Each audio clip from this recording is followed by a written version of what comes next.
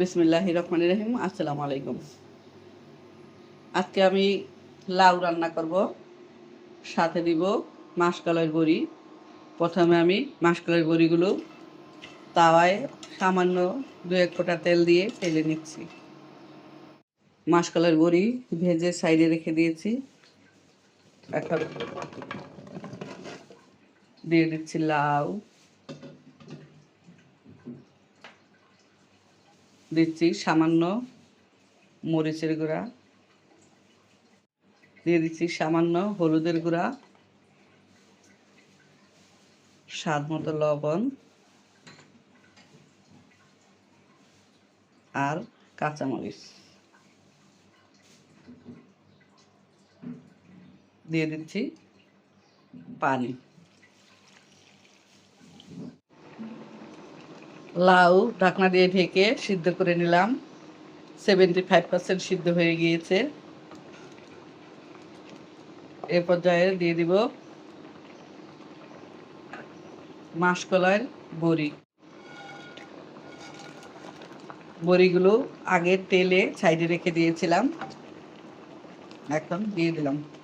আবারও কিছুক্ষণের জন্য ঢাকনা দিয়ে ঢেকে দিব।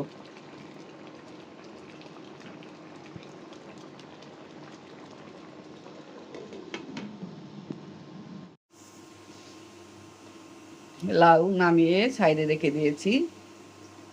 চুলায় ফ্রাই প্যান বসিয়ে দিয়েছি। বাগার দেওয়ার জন্য দিয়েছি তেল।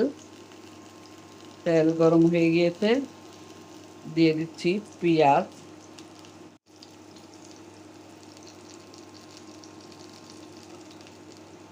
দিয়ে দিচ্ছি রসুন। গোল্ডেন ব্রাউন করে ভেজে লাউয়ের সাথে দিয়ে দেব। ভাজা প্রায় শেষের দিকে। এ পর্যায়ে দিয়ে দিচ্ছি কালো জিরা।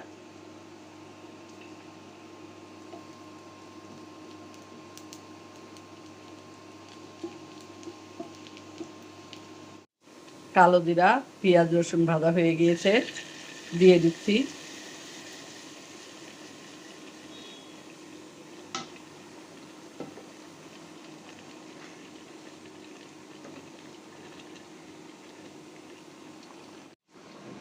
প্রচণ্ড গরম। এই গরমের মহা ঔষধ হচ্ছে এই লাউ রান্না। অল্প মশলা, অল্প তেল দিয়ে লাউ রান্না করে নিলাম। ঠান্ডা ভাত, ঠান্ডা লাউ খেতে হবে।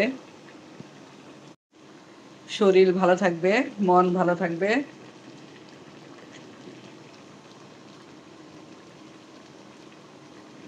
দেখতে দারুণ লাগছে, খেতেও গরম ভাতের সাথে খারাপ লাগবে না, ভালোই লাগবে। সবচেয়ে বড় কথা হচ্ছে শরীর ভালো থাকবে। সবাই ভালো থাকবেন, সুস্থ থাকবেন। ফিরে আসবো নতুন কোনো রেসিপি নিয়ে। আল্লাহ হাফেজ। আসসালামু আলাইকুম।